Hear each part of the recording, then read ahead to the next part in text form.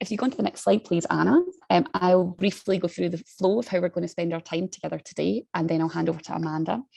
So Amanda will give an overview of the policy design guide, which you may or may not be familiar with. It was 1 year ago this month that we launched the policy design guide. So Amanda will also be reflecting on the impact in that year and what's been achieved so far, what's been put in motion as a result of that piece of work. We'll then go on to talk about the 4 exciting pilot projects, and you'll hear directly from the people running those projects in 4 corners of the world, although I will be speaking on behalf of New Zealand because it's the middle of the night for them, which is why we're running another event in a few hours' time. There'll be time after that for some questions and discussion and to hear about your work and your ideas as well.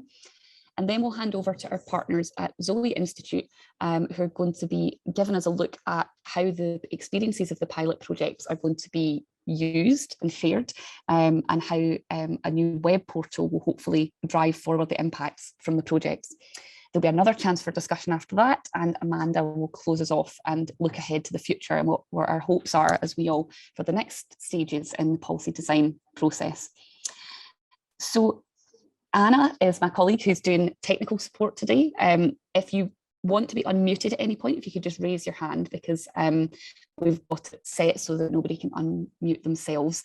And feel free to use the chat to ask questions and connect with each other. If you need anything from Anna as the technical support, you can send a message directly to her.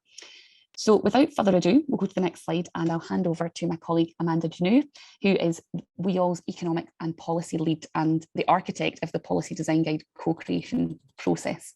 Amanda, over to you. Oh, thanks so much, Lisa. And hi, everybody. Good morning, afternoon, evening to you all. So as Lisa mentioned, I'm the economics and policy lead for WEAll, and I'm really excited to be able to celebrate this 1 year anniversary because it actually then means it's actually my 2-year anniversary with WEAll, because I started with the organization in March 2020. With the major task of sort of starting this guide and supporting with the development of a policy initiative. And so prior to joining WEAll, I worked as an industrial policy and a trade policy expert for the UN and other development agencies. You can see me here in this picture, my industrial policy flex at a global training sort of initiative where I was facilitating. And I really entered into that world of industrial and trade policy because I very much disagreed with the neoliberal idea that government should just take a hands-off approach and allow the free market to just facilitate and lead development practices, and really wanted to support governments and policymakers to more proactively protect and promote the areas of the economy that they thought were most important for their development.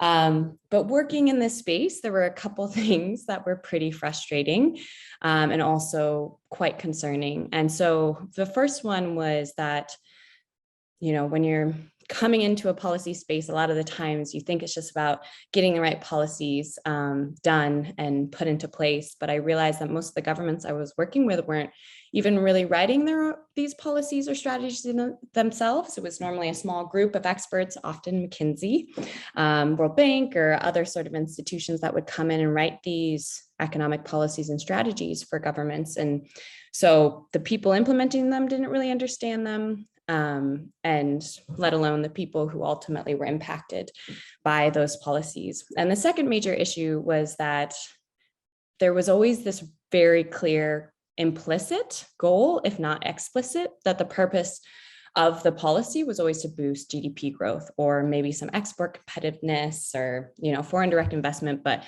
it was as if these things were means and ends in of themselves. And so I would always start with governments by asking the question, what do you really want to achieve with this policy?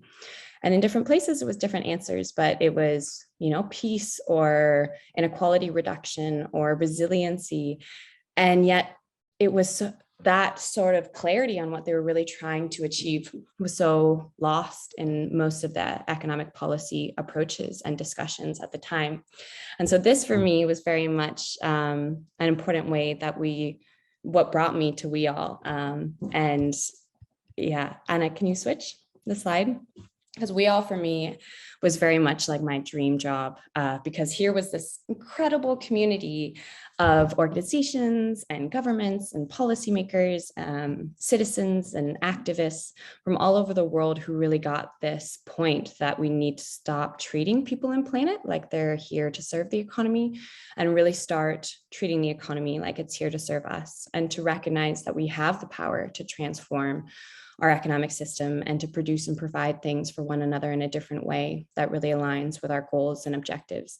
And really critically, the thing I think I really love about WEAll is a recognition that no single individual alone can achieve such a bold ambition, but with our powers combined, we can build the power base and the movement that's really needed for this transformation. And so with that, I very much, next slide. I went about starting this project, and for me, it was such an incredible opportunity to get to know the membership, because it felt clear that any type of alternative approach to policy design to build a well-being economy has to be driven by the people, right? And so similarly, as an alliance, I really wanted as many people to be involved in this project as possible. So I put out a call to the membership and to citizens, and the response was phenomenal. I ended up with so many different emails and messages offering different mechanisms and areas of support. I got to speak and get to know so many of the different people within this organization, and to start to understand, what kind of time they had available, what kind of perspective they wanted to bring to the project, what kind of skills that they wanted to offer.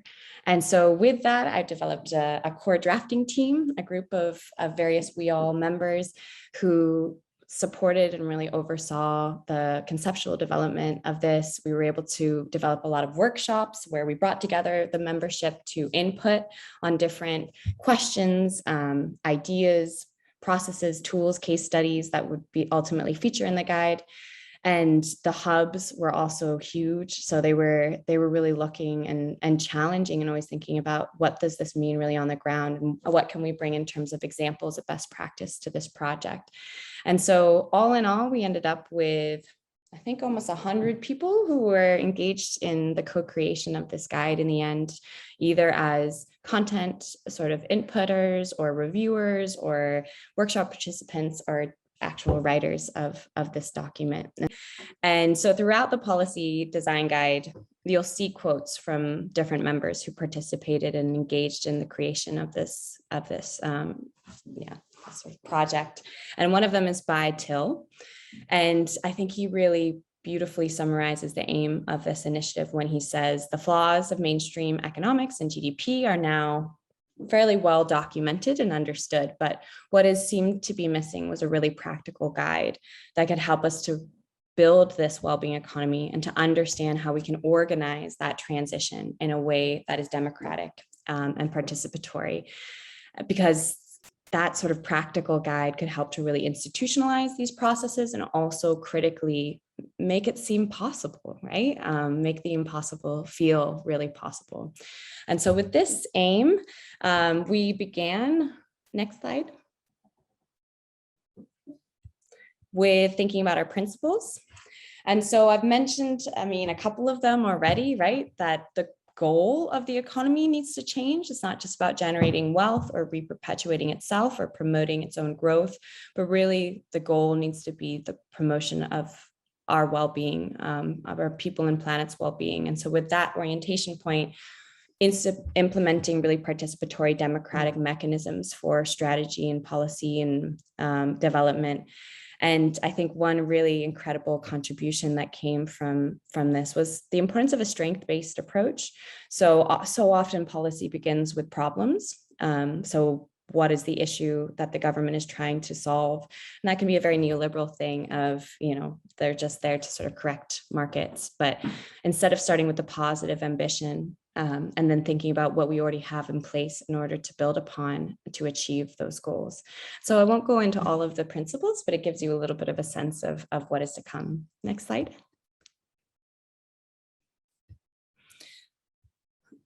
Once we moved from the principles into the structure. It's always hard, right, with structures, because especially when you're writing something, it tends to end up looking kind of linear, right? When obviously any meaningful transformation doesn't happen that way. It's always going to have a lot of feedback loops and tons of interconnections, and policy itself is something which is very iterative. But we ended up breaking it up alongside sort of what many policymakers would view as the policy cycle. So really beginning with the vision or the agenda, the aims, the goals. And that for us is really about asking this fundamental question: how do we change our notion of progress, right? And not just articulate it, but really internalize this new definition of progress, so that we're not evaluating our collective success just by our level of economic growth, but really focusing on what matters most in terms of our collective well-being now and for generations to come.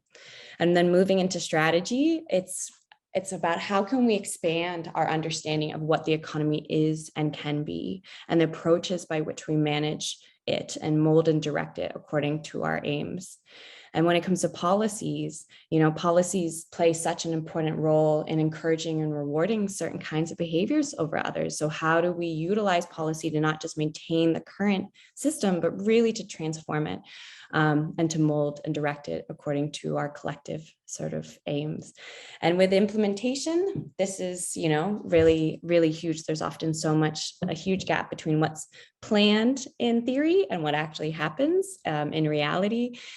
And so bridging that gap is so much about also fostering meaningful, participatory, bottom-up, grassroots policymaking, so that people feel very connected and in control of the design process. And finally, with evaluation, how do we embrace experimentation and recognize that there's as much to learn from success as there is failure? And that if we're on this journey together, how do we be kind with these experimentations and ensure that we are adapting and adjusting along the way till we get to that better world we envision. Next slide. So I'm going to go through this quite quickly because normally, I have quite a few presentations which can be on the policy design guide and its content, but I think you're going to get a really good sense of this from the hubs as well. But I just want to give you an overview of the kind of processes and the kind of way that we explore it in this guide. And so the first one is, how do we change that vision, our understanding of progress? And so we explored 3 different processes, which is how do we understand what matters for well-being in the first place? How do we then really craft and communicate this different vision and understanding of progress so that it feels very owned and understood? And how do we ultimately measure well-being so that we can monitor and track and make informed decisions along the way? Next slide. And so this is the time I'll show you an actual picture of the guide, because what's important here is that when we talk about how would you go about understanding what matters for well-being, there's this point here around the hows, and we realize that different communities will take different approaches. So some around the world, for example, are using research, some are looking at existing sort of well-being frameworks, others are organizing citizen assemblies or community discussion forums. And we want to provide practical tools that could support you with those different types of approaches. And so there's links to that. But then there's the WEAll tips, and this is where the membership's wisdom and their suggestions really shines through. And so from our perspective, for example, it's really important to engage people in that process of understanding what matters for well-being, because the process of them articulating it is also the way in which it becomes internalized as well as a new mechanism of progress. Next slide. And so similarly, when we're talking about measuring well-being in this guide, where there are a variety of examples of different kinds of well-being measurement frameworks or indices or dashboards, but the point here is not say these are the indicators you should use, but rather to explore how do you select those indicators. So for WEAlls, for example, there's a lot of incredible thought around the importance of effective communication and indicators being intuitive and accessible to people so that they can really understand why you are monitoring progress in areas and how that connects to the things that they've identified for their well-being. Next. And so when we talk about strategy, Yeah, there's a lot that would go in here. We outline a lot of the incredible strategies and initiatives that are in this space. But we talk about how do we identify well-being economy activities and behaviors, right? Those areas that are important. How do we align institutions? How do we manage trade-offs and power dynamics?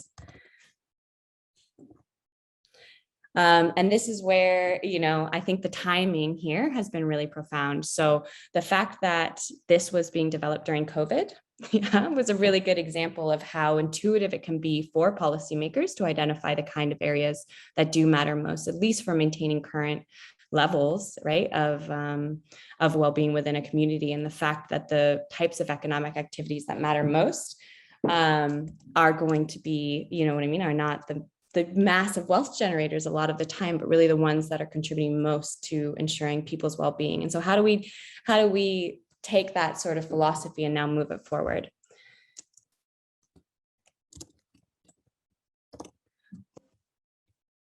And so then we go through assessing and selecting well-being economy and sort of policies. Next.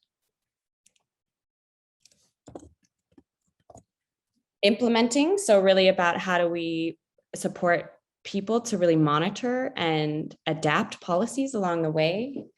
Next.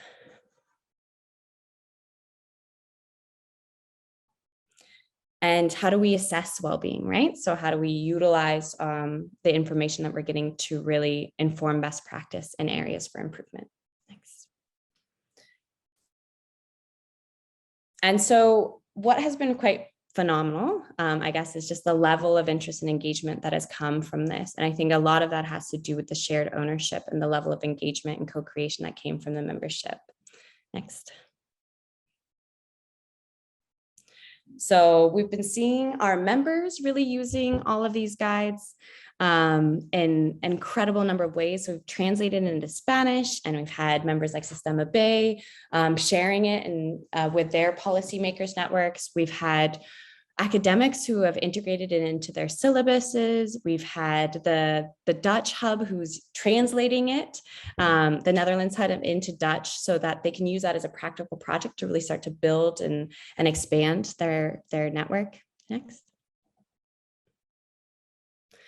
We've reached a lot of new audiences through this guide. So we've had the ability to really connect with a really surprising range of new stakeholders that have come to us from, institutions in the United States to think tanks that were trying to understand new approaches for COVID recovery, development agencies like GIZ who are interested in post-growth thinking and what that practically looks like on the ground, to even Climate Coaching Alliance, right? So alliance of climate coachers who are really interested in environmental sustainability and how that connects. Next. And then, of course, I think probably the thing you've been most interested in is the level by which we've been able to really connect with policymakers and governments on the basis of this. So we developed a policymakers network.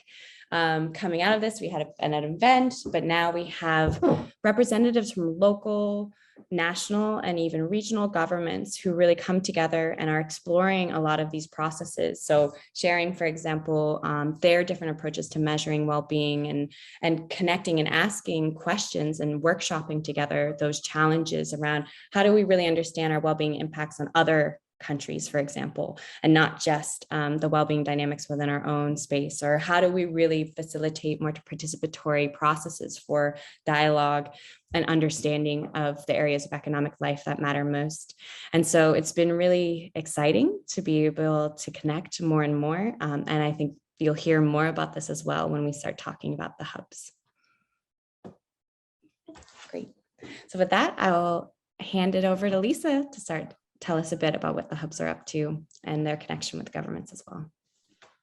Yes, thank you. So you can see here, if you didn't already know, the 4 WEAll hubs, which are piloting the policy design guide. I'll say a bit more about that in a second. And we have a network of hubs all around the world. These are just 4 of them. So you can find out more about all of the hubs on the WEAll website. But really 4 corners of the world here, which makes meeting together tricky sometimes with time zones, but it's fantastic to see the collaboration between the hubs. And how similar the experiences are in some cases, no matter where you are, of trying to do this work. So these pilot projects came about because almost as soon as the guide was published, we turned our minds to implementation, because this guide was never supposed to be just a document. It was supposed to drive policy change and make life better for people and communities. So these 4 hubs are working in partnership with local government, and you'll hear some of those local government partners shortly as well, and with civil society in their communities to follow the process as set out in the guide in the way that is meaningful for them. And by doing them in parallel at the same time this year, the hope is that they can support each other, they can learn together, and they can be greater than the sum of their parts.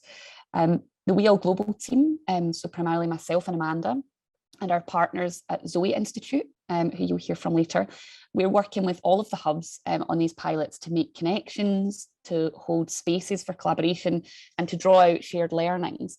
And the ZOE team, in a few minutes after the hub presentations, will be talking a bit more about how we're going to share those learnings so that others can benefit from the experiences of these pilots. So as you'll hear, the pilots are experimental and they're diverse. There's different emphases for the 4 projects depending on their context and the partners that they're working with. But what they've got in common is that they're all doing something bold and new that's not been done before. There's no roadmap for this. The policy design guide sets out the process that Amanda's just explained so beautifully, but this hasn't been done before. It really is radical. So there's a lot to learn from their experiences, so that others who want to follow and walk this road have a bit more of a roadmap based on what these first movers experience and learn. So it's a very emergent process, which I'm sure you'll hear from all of them. And we're learning along the way. And in some ways, the challenges and the missteps are going to be just as important as the successes. And so far, there's already been both, and there's going to be more of both. And the process won't be completed within the scope of these projects in this calendar year, but they're taking the first exciting and necessary steps towards wellbeing economy policy design and hopefully making it easier for those others to follow. So I am now going to assume the role of New Zealand. I will not attempt to do a New Zealand accent. Our friends in the New Zealand hub are in their beds quite rightly in the middle of the night right now. So Anna, if you could skip on to the next slide, please. Yep. I'll explain about the New Zealand pilot project and then hand over to California. So as some of you might know, next slide please, New Zealand is a founding member of the Wellbeing Economy Governments Partnership, or WEAll, and it's got a high international profile for its commitment to wellbeing economics. And you might recognise the Prime Minister there, Jacinda Ardern. She's been a powerful advocate for the wellbeing economy, ideas and action through the country's wellbeing budget, which is very famous. It's been in place since 2019, and it is a leading example of operationalising the wellbeing economy and centering human and planetary wellbeing in economic decision making. Next slide, please. And this commitment to wellbeing economics is reflected in New Zealand's legislation for local governments in the country as well. So as you can see here, the promotion of wellbeing, including into the future, which is really important, is enshrined in the Local Government Act from as far back as 2002. Next slide. And one outcome of this is, as it says here, many regions in New Zealand have already created wellbeing frameworks and have been working in this space for a long time. So against this backdrop, and with quite a high level of understanding and operationalising already happening around wellbeing economy policy in the country, the WEAll New Zealand hub is taking the approach of partnering with several regional governments who are already on a journey that looks similar to some part of the wellbeing economy design process in the guide, to offer the policy design guide in service of what they're already working to achieve, to try and add value, to push further than they're going, and also to assess how useful the guide is for those governments, so that we can then improve the guide and any supplements that we might develop as we go through this process. So the first of these, as you can see here, is the Waikato region, the Waikato Wellbeing Project, which is aligned to the SDGs. Next one, please. There's also the Canterbury Wellbeing Index, which centres Indigenous values and has an Indigenous index. And you can see just from that screen grab of their website that it's really leading with Maori culture and Maori wisdom. And our hub in New Zealand has been engaging with the Maori community right from the beginning to ensure that Maori wisdom is centred in how we're approaching this and what what the Wellbeing Economy Policy Design approach means in New Zealand. Next one, please. The third is the Dunedin City Council, which has already been utilising the donut economics model, which is one framework that can contribute to a wellbeing economy vision. They're committed to Thriving Cities, which is a C40 initiative as well, another friend of WEAll. And the final example, next slide, is Top of South Island, which has created already an intergenerational strategy with the explicit vision to be good ancestors. So that was a very quick whistle stop there, but basically what our WEAll New Zealand hub has identified is that these different regions in New Zealand are already some part of the way along that wellbeing economy policy design process that we set out in the guide.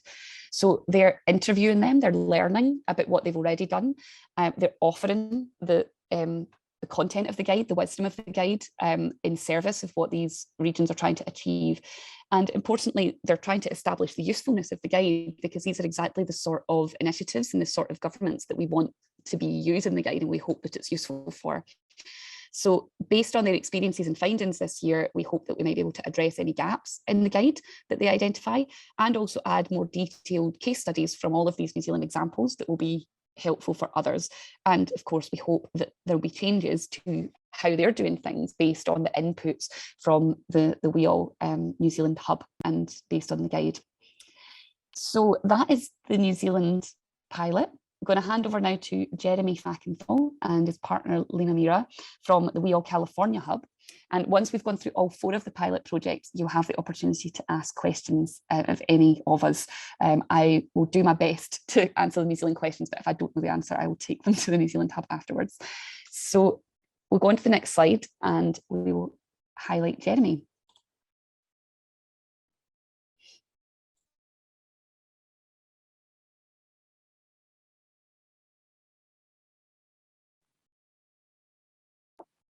Hi, everyone. I'm Jeremy Fackenthal. And let's see, Anna, if you can add Lena Mira as well. She is here.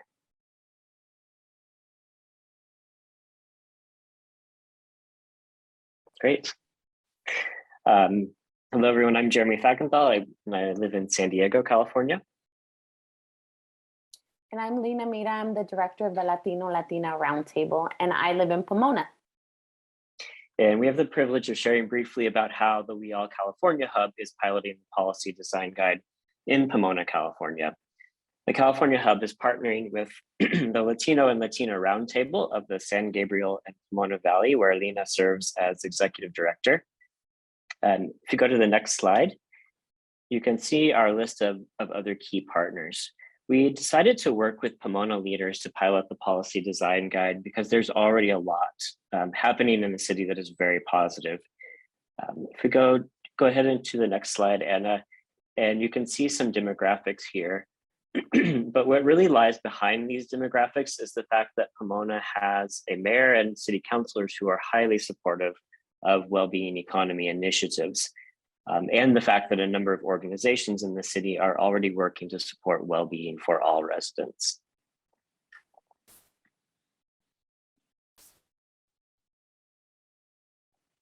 Lena, do you want to say a few words about what you see happening in the city and what Latina Roundtable brings to the community?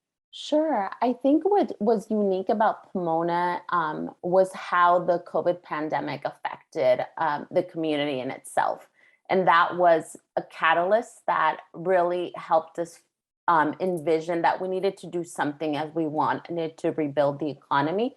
We had to take a different approach.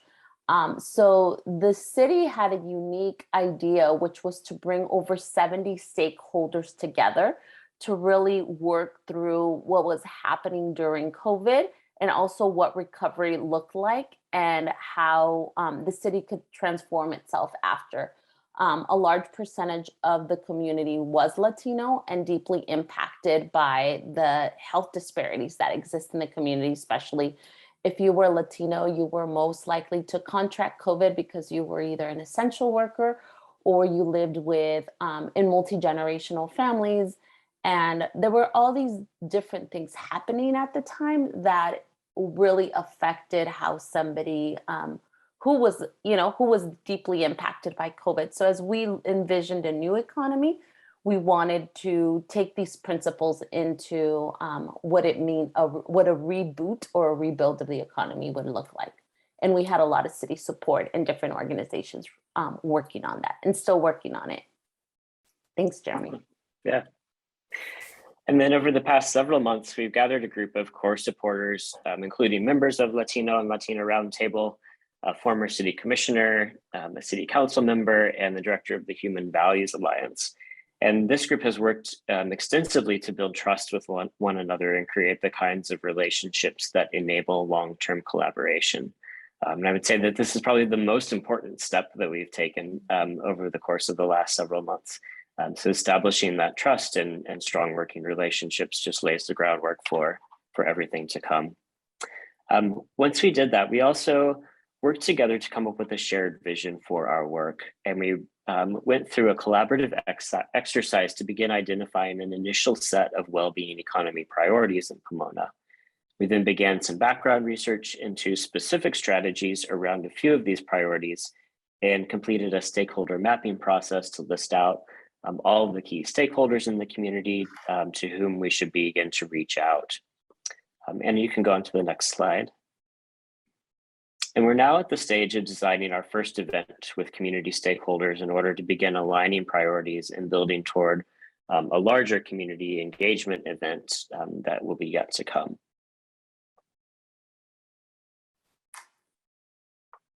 And then you can go to the next slide.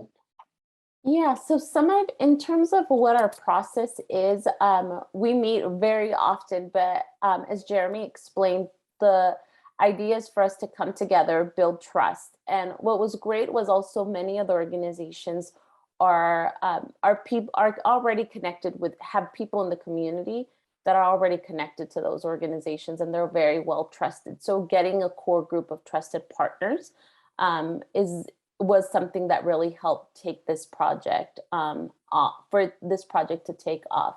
So one of the things of the steps that we have is creating a community values assessment and survey.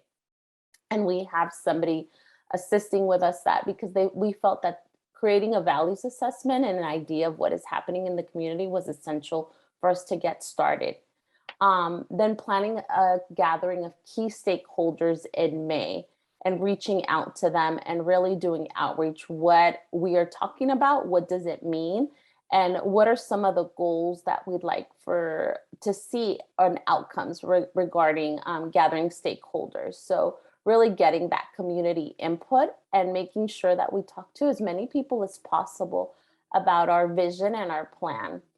A first round of multiple small gatherings of Pomona residents to identify well-being priorities. So it was different ways so that people can come together and talk, and also it helps people hear things differently. Of course, not everybody responds to a big forum, so really small gatherings where they can ask questions and have that unique interaction was something that really can create community and continue to build trust. A lot of people also haven't been in spaces with other people during this pandemic. So really rebuilding those connections was important for this work to really take off.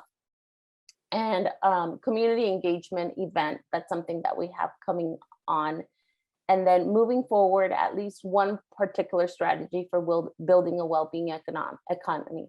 So part of our work at the Latino Roundtable is envisioning that the economy is more than just monetary. It included measures of health, including mental health, and also environmental justice, and also workers' rights, which include immigrant rights. So we have a holistic vision about what a new economy looks like. And that's why the guide has been a very good key point for us to build upon what we wanted at the Latino Roundtable and what we envision for Pomona to look like post-COVID and moving forward, that this experience defined us, but it was also something that could really transform the community for something better. And we believe Pomona has many things in place already that can put it to the next level, which is really embracing the well-being economy principles. Thanks, Jeremy. Yeah, we're excited to work together and grateful for the support from WEAll and the global community as we pilot this work. Thanks. Thank you both so much. Okay, and now from California to Canada, I'm going to bring Tara Campbell in. So no slides for Tara, you can just stop screen share and we'll share Tara's face instead. Oh, there's some light there. Very sunny here. Beautiful sunlight in Canada. Okay. Hi, everyone. My name is Tara Campbell, and yeah, very happy to be here today. I'm calling in from just outside Toronto on the territory of the Anishinaabe, Haudenosaunee, and Neutral peoples. And I am the Wellbeing Economy Specialist at the David Suzuki Foundation, or DSF as we call it. And DSF is an environmental charity here in Canada. And one of our program areas is Wellbeing Economies. And in our Wellbeing Economies area, we work both at a national level, trying to establish WEAll Can, the Wellbeing Economies Alliance for Canada, and sovereign Indigenous nations. But we also work alongside more local communities to support community level conversations and wellbeing economies transitions. And we've got folks at the foundation from across the country, but our Wellbeing Economies team is based in Toronto, which is where our first community scale, what we're calling temporarily as a lab, is taking place. And I'll tell you more about that and how it's connected to the policy guide rollout as we go. But yeah, we've been working in Toronto before getting involved in the policy guide rollout along some of these themes. We have a city councillor who we have a relationship with who approached DSF about donut economics initially. And we arranged a series of 4 workshops over the course of 2021 to socialize these ideas with city councillors and key staff working across departments. And in reflections with that city councillor who's been championing this work at the city at the end of last year, he told us that while there was an interest in well-being and quality of life frameworks like donut economics at the city, what was really needed to move things forward and the best thing that we could do as a foundation was to help enable and amplify public support for well-being economies at the community level. So this has been kind of the prompt for our policy guide rollout work. So I'll tell you a bit about that work and then reflect on some of the kind of implicit principles and assumptions that are starting to underpin it. So yeah, we left that meeting with a clear intention to really focus on resident-centered policy design. And by that, I mean resident-centered in that it would really come from residents. So folks from the city and the government would be invited in too, but everyone kind of comes as a resident first and not only as their professional selves. And they're coming because they share a common aspiration to see the place that we all live in thrive for everyone living there, but also within ecological boundaries. And we've only really gotten started in this new phase in the last month or so. We decided that we wanted to have a core group of residents co-design this process alongside us. So we've been identifying and mapping potential folks to invite into this core group, and we'll be inviting them in very shortly. And we hope to spend a couple of months building relationships amongst the core group, while also planning how we would like to engage with the public more broadly or with a larger group of people. With the idea that in August, we're hoping to run a larger convening where we would do a lot of that initial imagining and policy prototyping. So those are processes that you can find in the guide. But like Lisa hinted, this is really the start of an ongoing journey for us, and it's not really a process with a clear end. So we're just getting started. And just to talk a little bit about some principles that we're bringing to this work, sort of going along with what Amanda mentioned, there are principles that are in the guide, and we've kind of come up with a few other things that are really important to us. And a lot of it comes down to sustainability for this kind of work over the long term. because yeah, these kinds of transformations to local economies can be slow and stuff might not work out. Lots of things are experiments. So we need to kind of have the energy to keep experimenting and pushing over a long period of time. So as, yeah, similar to what Jeremy and Lena were speaking about, relationships is really a key part of our work. We see the importance of these processes being kind of co-owned and co-led by people outside of the foundation. And yeah, alongside this is really, I would say, a clear emphasis on supporting relationships to develop amongst everyone who's participating, because these will last. And yeah, we're weaving new social fabrics from which lots of things might emerge over the long term.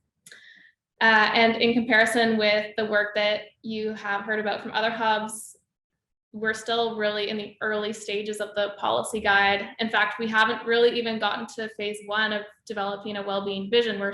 And I'm kind of thinking about this as a phase 0 of just getting to know each other and building trust, as Jeremy and Lena mentioned. But of course, yeah, this continues through the process. It's not super linear. Another piece is really around capacity building. So we see that as building or releasing capacity amongst all of us to work within complexity, to experiment, to know that things might not always work out, to tune into how we might take next steps together. And to do this in a way that's fun, because we do see this as a long journey, which kind of pulls me into my last little principle, which is around desire and the importance of desire, and wanting to do this work in a way that people can't help but want to participate in it, and where the process is energizing and uplifting instead of draining or feels like work. And we also really want to tap into imagination and well-being economy policies that are representative of what people truly desire. So that was just, yeah, quick overview of some of the approaches that we've already started, like, while going through the guide and getting inspired through that. We're also kind of seeing these other things that we want to bring to the work based on our own experiences and context. And yeah, we're just getting started and hope to share back learnings with everyone who's interested. And yeah, happy to answer any questions or chat about this more. I'll throw my email in the chat if anyone wants to connect. Thank you. Thank you, Tara. Okay, and now to the final hub. I'm going to bring in Sarah and Jackie. So Sarah is running the WEAll Scotland pilot as part of the WEAll Scotland team, and Jackie is from Perth and Kinross Council, which is the local government partner. So I found Jackie in the list. Sorry, that just took a second. And you guys have some slides, so Anna's going to share the slides again. I'll unmute you, Jackie, and over to you. Hey, just introduce ourselves, I guess, Jackie and I, before we kick off, and I'm going to speak first. But my name's Sarah Stocks, and with my colleague Kelly McInnes, I'm part of Northern Star. We are participatory practitioners, and we're based in Scotland, but specifically not in Perth. And so we work with WEAll and with Perth and Kinross Council to deliver this project. Jackie, do you want to introduce yourself? Yes, thank you very much, Sarah. I'm Jackie Pepper, and my job in Perth and Kinross Council is Deputy Director for Education and Children's Services, and I'm also the Chief Social Work Officer for the Council. Probably explains why this is really important to me, because it's not just about children in universal provision, but children who are likely to be in need of protection or safeguarding or looked after by the local authority. So ensure that they were included and right through the middle of all of this. Thank you. So I'll just explain the project a little bit. We're called Love Letham, and you can see that we have this strapline of let's make Letham the best place to grow up. Perth is a city in the middle of Scotland, and Letham is a neighbourhood within the city of Perth. There's about 5,000 people in Letham, and roughly slightly more than a quarter of the people in Letham are aged 0 to 25. So you'll see that they make up a significant number of the people in Letham. Love Letham is about bringing people together to develop a plan to make Letham the best place that it can be for children to grow up in. And what we hope is that by bringing children, young people and the local community together with the decision makers who are in institutions around the community, that will create a shared roadmap captures what matters most to people. And I think, as Jackie said, that one of the important things about this is that we're starting from the vision that children have of what is necessary to make a good life, and we're honouring their views and their perspectives in a way which I think is not always considered so central in this kind of work. Anna, move on to the next slide, please. The process that we're using in this is really a three-stage process, and as it kind of comes along, I'll explain which one of them it is. We start off with children and young people sharing what well-being means to them, as I explained, and we over the last few months have been engaging hundreds of children and young people and their families to explore what well-being means to them using a range of creative exercises. This has happened through partners through the time of COVID, as we've not been able to go and do direct work with children and young people due to the restrictions that Scotland has been that have been happening in Scotland. So I think that's been really interesting, because it's meant that we have worked with people who are already engaged in Letham, and we should honour their contribution because it's been really significant in terms of the teachers, the youth workers, and the kind of facilitators around children. Secondly, then, we're now in the process of recruiting a diverse commission of children, young people and decision makers. And this includes senior staff in the council and elected councillors. The idea is that this gets people in the room together who perhaps normally don't work together on policy, i.e. young people, local residents, and people whose responsibility it is to develop the policy for their institutions in local government. Using the data that's been gathered in the first phase from children and young people, we'll facilitate this group, this commission, to work together to create a shared vision of what the priorities are for wellbeing based on what the children and young people have said. They're going to choose a priority area from amongst the whole kind of range of data and make recommendations. I think this is really exciting from my perspective, because it's about enabling people who are not typically privileged to take part in policy-making processes to be there. And we have a children's commission running parallel with this adult commission to enable children who are of a primary school age who would find it difficult to engage with an adult-focused piece of work, but nonetheless, we believe, and we've already seen, are able to engage on thinking about their community and thinking about what they need to live life well. So that part of the pilot is a really exciting thing for us, because it's centering children and their ability to not only express what is important, but also to take decisions as part of a group. Jackie, I'll hand over to you. Thank you, Sarah. And I think I've just put into the chat that from a national policy perspective, the Scottish Government have defined well-being and what's important for well-being nationally. This really is about getting underneath that and understanding what that means for children and young people themselves, and that vision that you spoke about, Sarah, about what's important to them in terms of living life well into the future. And reflecting on the process that we've been through and engaging with a huge number of local groups, Sarah, I think we can only conclude Letham's an area of deprivation and a relatively small city, so it stands out as an area of deprivation, and they feel that they're different, don't they, Sarah? They feel that they're kind of hard done to. But in that community, we found masses of work going on, just as in that term organically, that has developed over a period of time. Some very structured, some very successful, some have pulled in a lot of money into the community for development.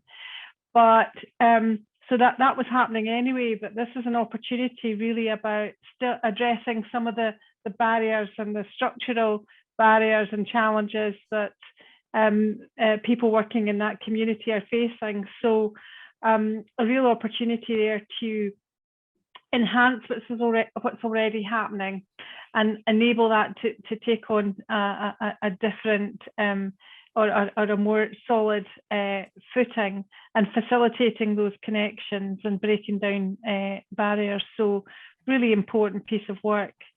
And I think the other reflection that we wanted to really bring to your attention was the amazing work that's come from children themselves, in that they're able to understand the difficulties that their communities were experiencing, but actually to bring into this work what their thoughts that were really important for the future.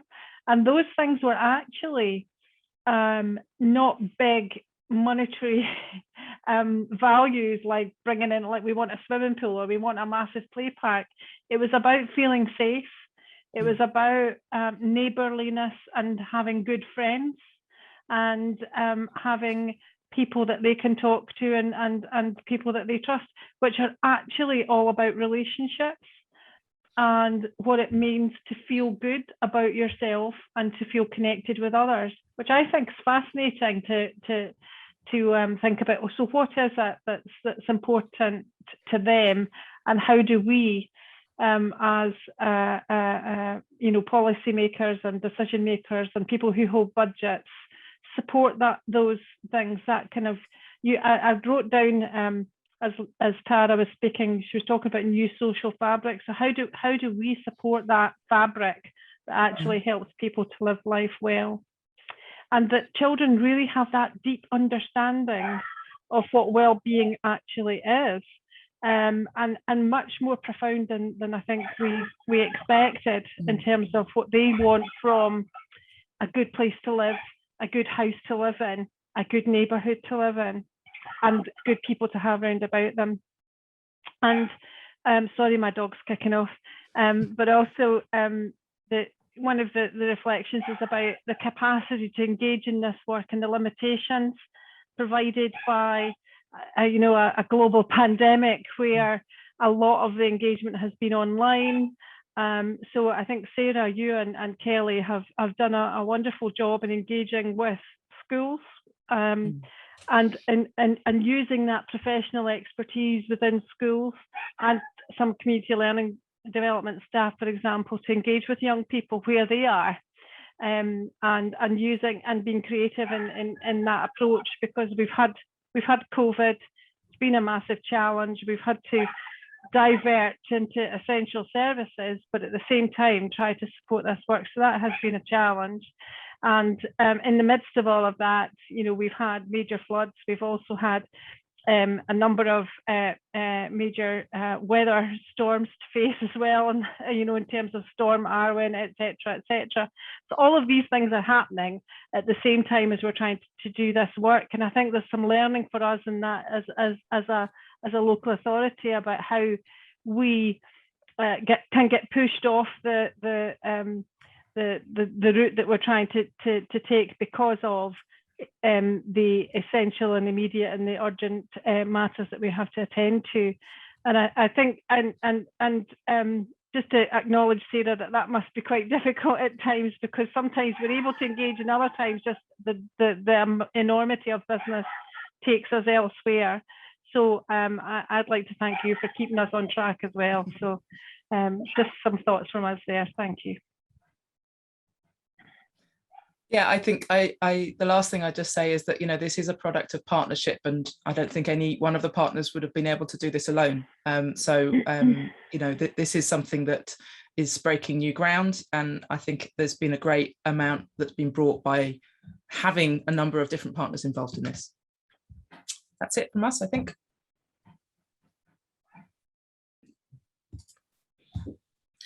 Excellent. Thank you so much. That was really inspiring and brilliant. I'm loving seeing what's coming from the children and the young people in terms of, I think they're probably much more ambitious vision, of what our society can look like, and really loving, Tara, your principles around, if it's not fun, it's not sustainable, right? So how can we make this as much fun as possible? And huge, just so impressive with what that you've been able to already accomplish in Pomona, and also the ambition with which you're going about all of these plans. And Yeah, I know we don't have our New Zealand colleagues here, but also Lisa, yeah, I think did a wonderful job sort of speaking to how that work is really meant to not only look at one sort of local level, but feed up to the national as well.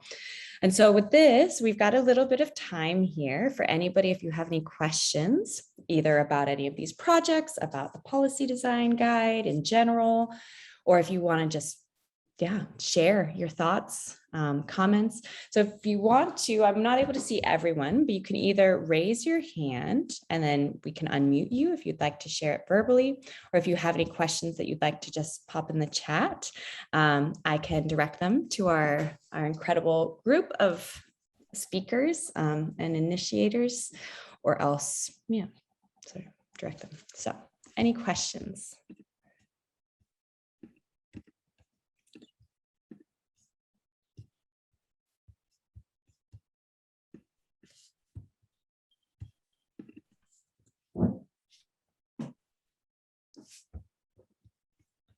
Yes, Jen Wallace, lovely to see you. What's your question?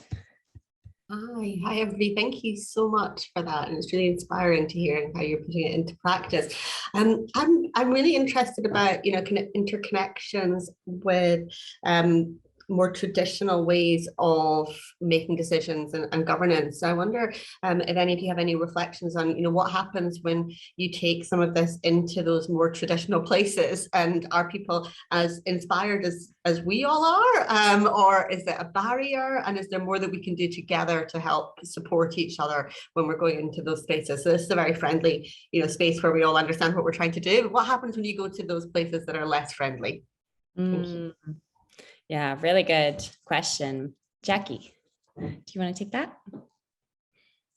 I hope my colleagues don't mind me jumping in here, but I think we had a session that involved our finance colleagues within the local authority. So, and that was quite interesting because I don't think we put enough time into the preparation for that. If you don't mind me, and I'm saying we will collectively, I don't think we did that. And maybe the timing was wrong for that. So, but I think it's not necessarily about that unfriendliness about it. It's about the preparatory work that I think needs to sit behind it, Jennifer, to make sure that everybody understands that yes, this is a role for you, because ultimately it's going to affect the way we do business, the way we make decisions. The structures are going to have to change at some point in time. And just to go in at that level is just too high a level. I think there's a lot of preparatory work there. So I think on all fronts, in terms of, think of the work in Perth, preparing children, preparing staff, but preparing decision makers, and so we're all on a journey of learning. And I don't think you can come in there because we all think this is a great thing to do. And I say we all, not we'll. We all think this is a great thing to do. So you have to kind of like just do some of that groundwork. And I think we've still got a lot to do. And that's not done in one session. It's going to be a long journey of conversations. So being determined about it and making sure that you've got enough people who retain that determination, even if other people have to take a back seat or there's changes in personnel. It can't just be down to one person that's driving this. I think, Sarah, that was what you were saying as well. There needs to be a collective around it. So, yeah, so if I take a back seat because I'm going to do another job for a wee while, I know there's other people who believe that will continue to lead that, and that collective buy-in, I think, is really important. I think for us also in Pomona, building those relationships, even with individuals that we probably hadn't traditionally as a nonprofit organization built, is important, including building with government and also people who, work on budgets, who tend to, sometimes we have a specific idea or about how those individuals process information, and working with them and establishing those relationships is very important, especially for the people, as I said, that are working in budgets and they have that decision-making power to really bring them to the table and explain what you're trying to do. I'll just throw in a quick comment too, because I think, yeah, I almost want to push back slightly on the framing of it, or we're sort of reframing this as we're sort of creating a space, or we're hoping to create a space maybe outside of those traditional environments, and then where we can be a little bit more experimental and practice things in a different way, and then invite folks from the traditional city processes and to come into those spaces, and also inviting them to sort of drop their professional titles. And with it, I guess there's a sort of hypothesis at the center of this experiment, which is that by bringing folks into the space, then maybe we're creating opportunities or openings for these to kind of come back into the more traditional environment. So that's sort of just a little, our thinking behind that. Yeah, thank you so much for all of those really thoughtful and practical, I think, strategies and responses. So I just want to take a moment, because I've seen that we've had quite a few people trickle in just now. And so I just wanted to update, apologies for the daylight savings confusion for anybody who may have thought that our event was just starting. We started an hour ago. But we have just heard some incredible presentations from our different hubs that are working on piloting the policy design guide. And then for the rest of the session, we're going to be talking a bit about, actually, to Katarina's point, some of the next steps of how are we really taking the joint learnings that are coming from these various initiatives happening in different places around the world, but simultaneously and sharing that with the world, and some of our plans also at WEAll in terms of next steps as well. And so before sort of going on to that, I just want to get a bit more questions. So we have a question from Colin, yes, which is, could anybody comment on the evaluation of policy impacts? What metrics of well-being are being used? Are they traditional ones or others? Now, I will say also, I should say that, all of these projects are still in process, right? And so a lot of what they focus on is the relationship building and creating that shared vision.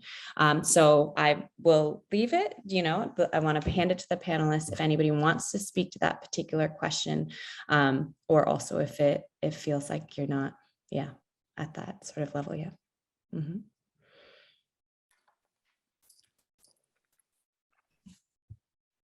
It's a part of the plan, but we're quite far from establishing the metrics just yet.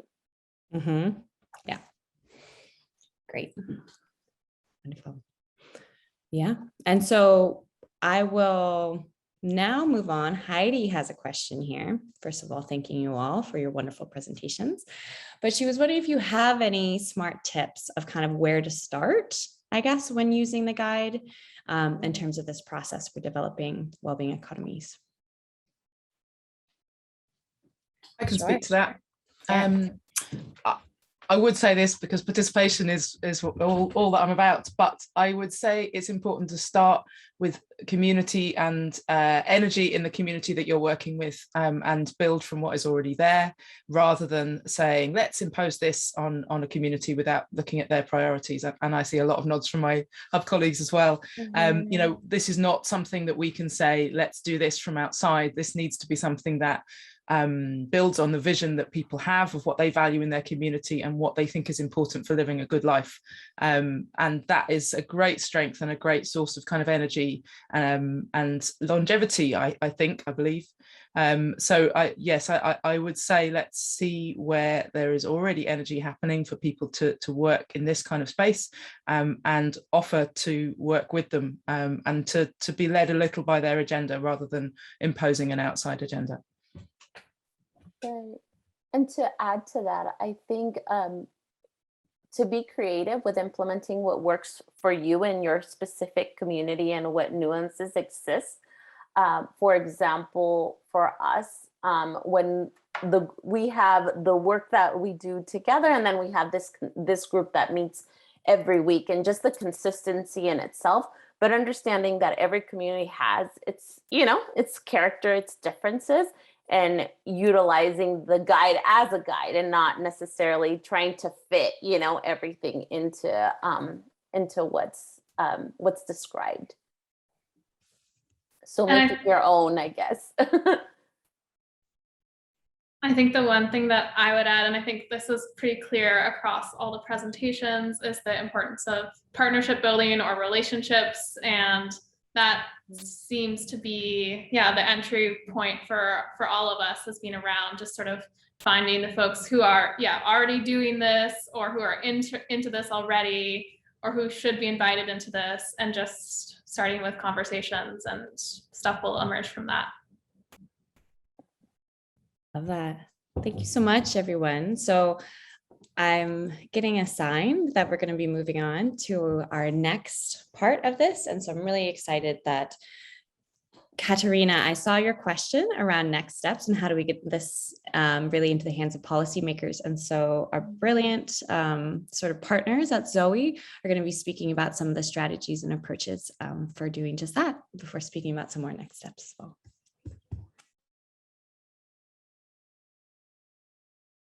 Thanks so much for all of the presentations and all of the questions so far. It's been really great to hear also some reflections from those who I do not see on a monthly basis, and also hear the summary from the hubs who we are connecting with on a regular basis.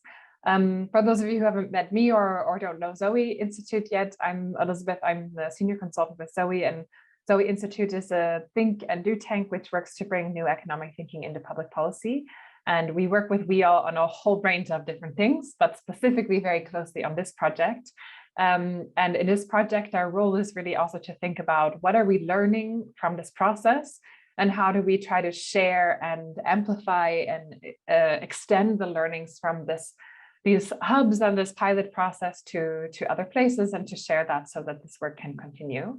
Christine and I are going to spend just a few minutes. I'll firstly talk about the role of learning in general and what we are doing also with WEAll, and then I'll hand over to Christine to show a little bit on some specific tools and platforms that we've been working on. But first, I just want to start by saying that this whole process to trying to implement a well-being economy policies, to follow this policy design guide, it of course involves capacity building and learning from all of us at every level, from myself, from every partner in local government and in institutions, from the people who are working and leading and supporting and participating in the hubs. This is a transition and a learning process for everybody, kind of at every level. And as part of that, it's been really exciting for us on the ZOE side to watch and learn and listen to the praxis development and learning process of the hubs. And to watch this kind of grow and learn about this ourselves. And so we're really excited to be a part of how we amplify and how this is shared amongst a broader community. So with that in mind, we at ZOE's side have been reflecting on the kind of capabilities and tools and processes that we all might need to push this forward. And we're aware that sometimes to bring these ideas to life, you need some support. One needs some support, whether it's to learn new methods or methodologies, to connect to peers who you can learn from, to use resources and tools, and what of those you might have access to. And so through this project, we are specifically picking up this piece in one specific way, which is the website and platform, which Christine will dive into in just a second. But we're also really keen to hear both your feedback on this site, but also your needs and reflections of what kind of support and what kind of capacities and capabilities you are all developing on this process, wherever you are in this journey. And we also recognize that maybe there's other ideas that we haven't been talking about yet, and we'd be keen to hear about that. And we'd love to discuss that after Christine makes a short walkthrough of the website. So maybe just to plant that seed already, if there's things that come up as she's going through, please feel free to already capture that in the chat, or to think about them and write them yourself and let us know after. I just wanted to also, and we'll have some time for that discussion at the end. And I just wanted to also acknowledge that two pieces that we are working together with WEAll on that are also in addition to this website. So one is that we co-facilitate this Wellbeing Economy Policymakers Network, which is trying to enable peer learning and peer support with policymakers on this topic. And this is all around the world. And the second piece is that we are also actively exploring developing some training that might help build specific capacities and capabilities which relate to implementing the guide and implementing wellbeing economy policies. So these are both also two other pieces that are kind of in the process. So concretely, ZOE's role in this project has been what I would say is two things.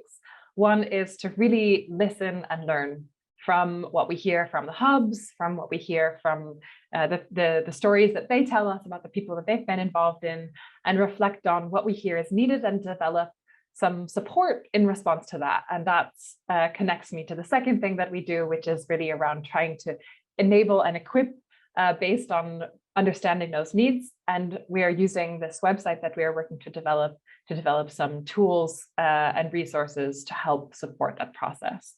And we hope that these will be utilized by anybody that might be on this journey. So a core part, the concrete piece that we are doing in relation to this is basically trying to bring the policy design guide to life in a digital form, where it's interactive and can support multiple different people, from whatever angle you might enter this process into. So without any further ado, I would pass Christine over to my colleague Christine to talk about the site that we've been developing. And I would just ask you that as you listen, if you can hold on to any questions you might have, or any needs or asks that you might have in terms of support, or how you are also learning and developing your capabilities to do this work alongside. So I hand over to you, Christine. Thanks, Elizabeth. So let me just share. Great. So as Elizabeth said, we wanted to bring the guide to life by making it interactive and hands-on. And so we've created this site within our Sustainable Prosperity website, as Wellbeing Economy is one of the many ways of achieving sustainable prosperity in our societies. This is still currently a draft. It's a prototype site that we should finalize by September. And so we are keen to get any feedback now, and we'll have a discussion just after this. And we'll also be sending a survey and a follow-up with information on how to access the site, because it's currently in a draft form. And we're really keen to get your feedback, as you are our target users. And so we want this to be as useful for you as possible. So this is the homepage. And as we said, it includes tools. Right now, we have the policy design guide itself as a download. And as Amanda shared earlier, it is also available in Spanish and soon to be Dutch, I believe, and these will be on there as well. And we are also creating or co-creating templates with the hubs throughout this project. And we hope to assemble these together in sort of a toolkit that you can download as well. So one thing I want to mention that Elizabeth touched on is that this is sort of the how of the policy process, as it's the journey to creating processes in this policy design guide. And we also have in the site the what, which is the policy database we have here, which is the policies themselves. And we're also working on a wider narrative of the why well-being economy and sustainable prosperity are important. And so we've created this site, as I'm glad Heidi brought up this question earlier of where to start, as we wanted to highlight that it's not a linear process. So we have this first draft of a navigation, which tries to highlight that you can start wherever works best for you, depending on where you are in your current context. And so I'll start by showing you this strategy page, which is one of the chapters of the policy design guide. So on this chapter level, we have the components, which are the sub chapters, sort of like the pieces that make up designing a strategy. There's also the purpose for creating a strategy. And this case study right now is a placeholder. You can obviously see there's no information there, but this is where we want to feature the experience of one of these 4 hubs. So we're really looking forward to those projects developing so we can talk more about it here. And then to go to a sub-chapter level, you can see that this has a bit more information. Each of these has a guiding question, which is taken from the guide itself, and the purpose for going through this process. And we also have resources. So each one of these should have a template that we're co-creating with these hubs, and that will be featured here. And it can take many different forms. And then we also have a lot of resources that are external links that aren't necessarily designed for a well-being economy specifically, but these are all different ways of creating, in this case, aligning institutions and stakeholders for well-being. So stakeholder mapping, sociocracy, collaborative governance, all different tools that you can use. We also have examples, and these 2 are taken from the WEAll website, which has many great examples. And these are examples of this particular step in the process. So it's a case study that you can explore more externally. And the tips that Amanda highlighted in the guide earlier are there as well. clearly still need a bit of visual design for the site itself, but it's all something we're working on. And so, as Elizabeth mentioned, we are keen for any feedback. And so if in this you're seeing anything that would make the site more useful for you, or something that you think you'd really benefit from, we're happy to hear it. And I also want to give a preview of a template, which we adapted from Scotland's tools that they used in their project in Letham. And so this is just a sample of what a template could be. And it gives a bit of a background and purpose of how to carry out a workshop with stakeholders, and a sample agenda, which is of course not a cookie cutter that can fit exactly, but it's something that you can use as a base to then adapt to your project. So I will end my share there and start by asking if anyone has any questions about the site specifically before we go into discussion.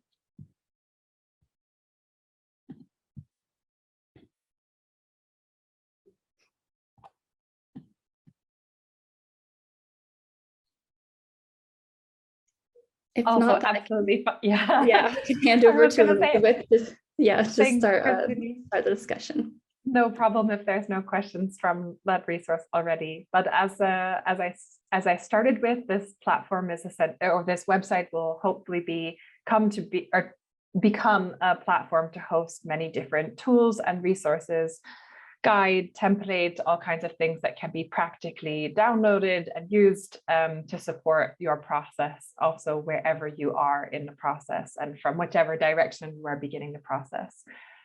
So we hope that as we begin to populate this with content over the course of this project, learning from the experience of the hubs and also others, that this will become a really useful bank and hub of resources.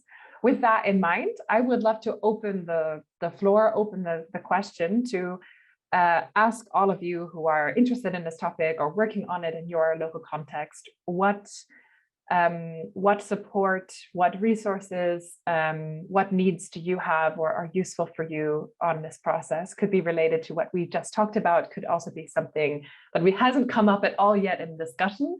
Would love to hear any of that. So feel free to raise your hand or write it in the chat. Any reflections?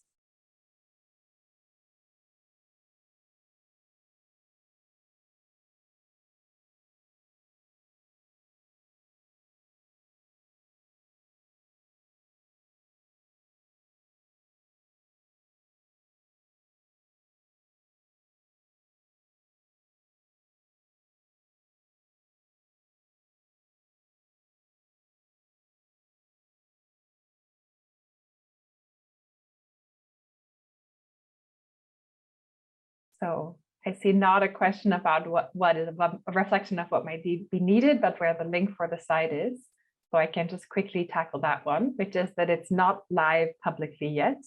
And we will send a follow-up for a kind of private viewable site that you can have a look at after the event today.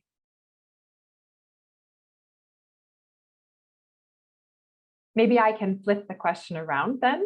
For those of you that have started this process, we would love to hear if there's one resource or tool or tip that you found really useful in your practice and your process so far. That would also be great to hear those examples.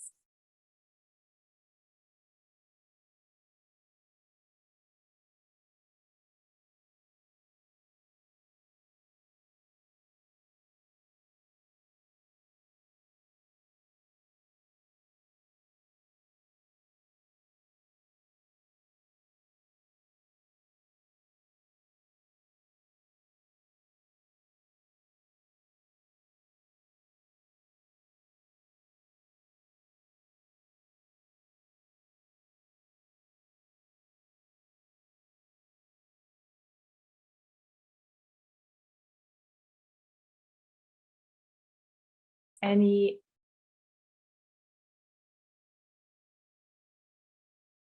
super, thanks for your sharing, Jenny. I will just vocalize that a little bit and perhaps ask if you want to come in. So this reflection, that visual diagrams and tools, maybe you want to share a little bit more on that, Jenny.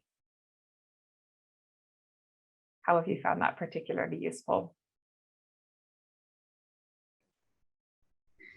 Hello, sorry, I was trying to unmute myself there. Can you hear me? Yes. Great. Yeah, no, just to say, well, first of all, thanks very much for all the presentations. They've been really interesting. And I think being able to sort of try and visualize what we're talking about is something I'm finding really helpful in terms of communicating with colleagues and others. So these kind of quite simple diagrams and schematics, I think, have been really helpful. But yeah, all just the content of the design guide by WEAll has been really helpful. And I think myself and colleagues are still digesting a lot of it and still sort of working our way through those kind of steps and stages. But yeah, the resource in there is really helpful. So yeah, that was all really. Super, thanks so much for sharing, Jenny. And indeed, we can also see in the guide and use some of these other frameworks that you mentioned too. This visual element can also help us understand well. Great, thanks for your reflection. Let me just, I saw a hand up and I also have some questions coming into the chat. Perhaps I can call on the hand from Sarah, and I guess we did what's in the chat. Yeah, I think two sources of support, WEAll's website and the links to particularly kind of content that other people have produced around donor economics and different presentations. They've been really helpful because there's quite a lot of detail if you follow through those links. The other thing I found was really helpful was a methodology that's used often in research with young children, but I think is applicable when you're thinking about the community in general, even not just children. It's the mosaic process of researching with the mosaic process of kind of doing research with children and young people, which if you Google mosaic and children's research, you'll certainly find details about it. But broadly, it says that when you're asking questions of children and young people, you can gather data that comes in a lot of different forms, and that can be legitimate. It doesn't need to be the kind of traditional processes of asking questions or doing structured interviews, but that you can elicit a lot from working with children in more creative ways, in visual ways, and using observation of skilled facilitators to contribute a mosaic of different kind of pieces of data to understand what their views and kind of beliefs are. Thanks so much, Sarah. That's a great specific example, but also a nice imagery of how to gather and capture lots of different perspectives in non-traditional ways. So thanks so much for sharing that specific example. I would love to come to the question or the comment from Alice. Perhaps you want to vocalize your question, Alice, or I can also respond, up to you.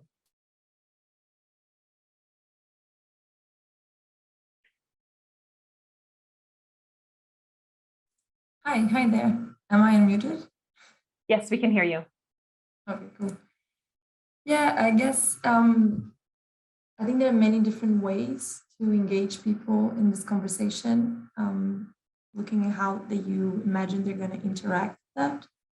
So on a perspective of having the role and the participation of citizens, like everyone, how can this be designed in a way that communicates toward them, in a way that invites them to also participate on this process that so many times seems to be siloed in people that are like technicians or people that actually do work with that. So, yeah. Yeah, great. I think this is a really important point that you bring up. And I think one thing which we hold with us in developing the site is that we are developing tools for anyone that might be guiding this process, but indeed some of those tools need to relate to how we communicate, how we encourage, how we communicate in an inclusive way, how we design processes that are enabling participation.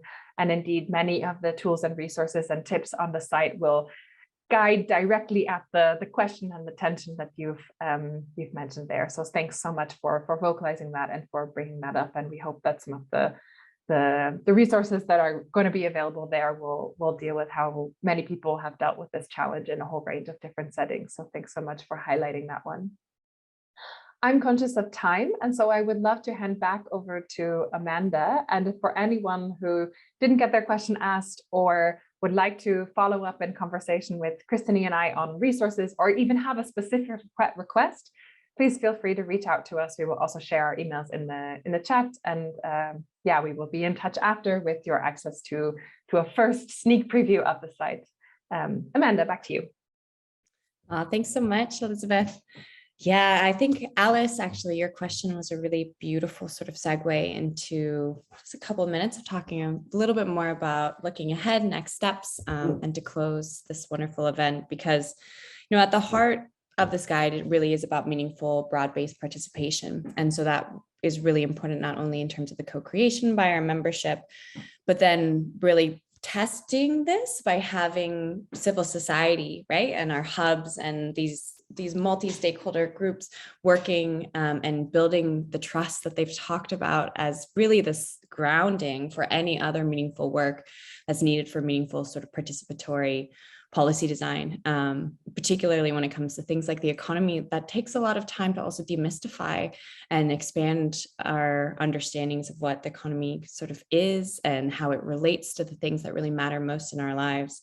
And so I'm very grateful for the incredible insights which have been brought on that basis, because so often we think of policymakers, we think of a very small group of people within society. And I think the point is that if we want to meaningfully transform the system, we're going to all have to start feeling like we're policymakers, and getting a little more engaged in this activity of re-envisioning our notions of progress and the kinds of mechanisms we want to use to encourage certain kinds of economic activities relative to others. And so in looking towards the future, obviously these hubs are already doing an incredible amount of work, but are also still at the beginning of a long journey, as it were. And so as we keep going, we're going to keep gathering more of this information, more of this shared wisdom around that process of visioning, how you translate that into measurements, what that means in terms of different conceptions of the economy, how you align institutions, all of these things, and practically what that means in action, but also how it varies across spaces as well, and the practical challenges that are experienced.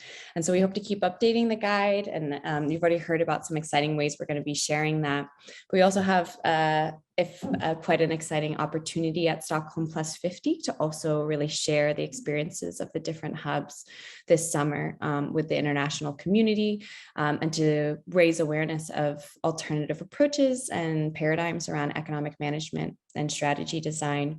And we're also we mentioned a couple of times, we have this Policymakers Network. And so one of my big hopes for this year is that we'll be able to get some funding so we can co-create a policy design, Wellbeing Economy Policy Design training with our policymakers.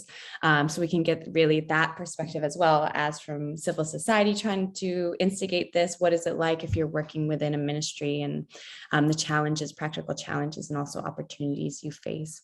And so as we look towards the future, I just want to thank everybody in this network and within WEAll, this family, for your incredible support and your generosity of time and attention, and for continuing on this journey together. And so I look forward to more experimentations and continuous learning, and connecting again very soon. Thanks very much. Bye. Thank you, everybody, and thanks, Amanda. We've recorded the session and it will be shared next week along with the presentations that some people have been asking for. We'll also be recording the one that happens in a few hours' time. Don't know how different it's going to be. Have a totally different conversation. So we'll be sharing a little blog that summarises how that went. So thank you so much to all our presenters, and thank you to you for joining, especially for daily confusion about daylight savings. And we look forward to keeping you engaged in this work.